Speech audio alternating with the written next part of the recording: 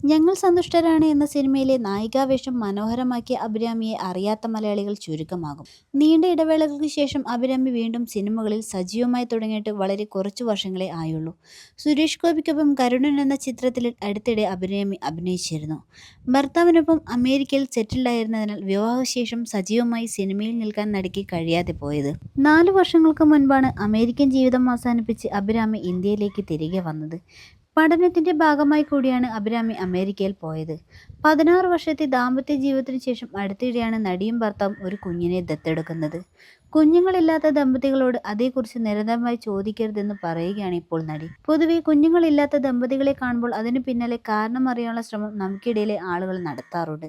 കല്യാണം കഴിഞ്ഞ മാസങ്ങൾക്കുള്ളിൽ തന്നെ വിശേഷമായില്ലെന്ന ചോദ്യവും നവദമ്പതികൾ നേരിടാറുണ്ട്. ചടങ്ങുകളിൽ നിന്നുപോലും വിവാഹം, കുഞ്ഞുങ്ങൾ, ജോലി എന്നിവയുമായി ബന്ധപ്പെട്ടുള്ള ആളുകളുടെ വിഷമിപ്പിക്കുന്ന ചോദ്യങ്ങൾ കാരണം വിട്ടുനിൽക്കുന്നവരുമുണ്ട്. അത്തരത്തിലുള്ള ചോദ്യങ്ങൾ ഒഴിവാക്കണമെന്നും നിരന്തരമായി ഇത്തരം ചോദ്യങ്ങൾ ചോദിച്ച് വിഷമിപ്പിക്കുന്നതിന് പകരം മറ്റുള്ളവരുടെ മനസ്സു മനസ്സിലാക്കി പെരുമാറുന്നതാകും നല്ലതെന്നും അഭിരാമി പറഞ്ഞു. വിവാഹം കഴിഞ്ഞ് വർഷങ്ങൾ ഏറെ പിന്നിട്ടിട്ടും ഗർഭം ധരിക്കാത്തതിന്റെ പേരിൽ അത്തരം ചോദ്യങ്ങൾ അഭിരാമിയും ഒരു കാലത്ത് നേരിട്ടിട്ടുണ്ടായിരിക്കണം. കല്യാണമടക്കമുള്ള വിഷയങ്ങളെല്ലാം ഓരോരുത്തരുടെയും പേഴ്സണൽ ചോയ്സാണ്. അതിനൊരു സമയപരിധിയുണ്ടെന്ന് ഞാൻ വിശ്വസിക്കുന്നില്ല. ഇന്ന പ്രായമാണ് വിവാഹത്തിന് നല്ലതെന്ന് പറയാൻ കഴിയില്ല. താല്പര്യമുണ്ടെങ്കിൽ വിവാഹം കഴിക്കാം. അല്ലാത്ത പക്ഷം അതേക്കുറിച്ച് ആരും ചോദ്യം ചെയ്യേണ്ടതില്ല.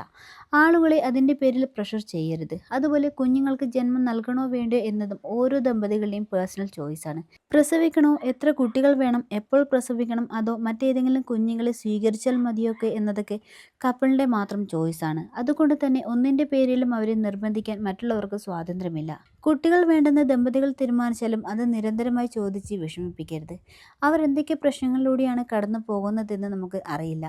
ഫെർട്ടിലിറ്റി പ്രശ്നങ്ങൾ ഉള്ളതുകൊണ്ടാവാം ചിലപ്പോൾ കുട്ടികൾ ജനിക്കാത്തത്.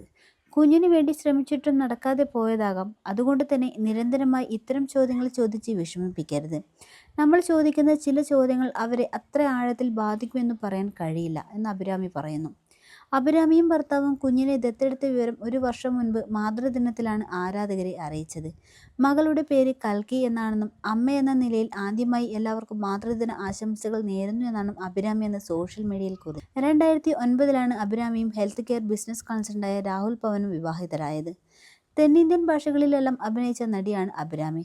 ശ്രദ്ധ, ഞങ്ങൾ സന്തുഷ്ടരാണ്, മില്ലേനിയം സ്റ്റാർസ് എന്നീ സിനിമകളിൽ നായികയായി എത്തിയ താരം പിന്നീട് തമിഴിലും സജീവമാകുകയായിരുന്നു.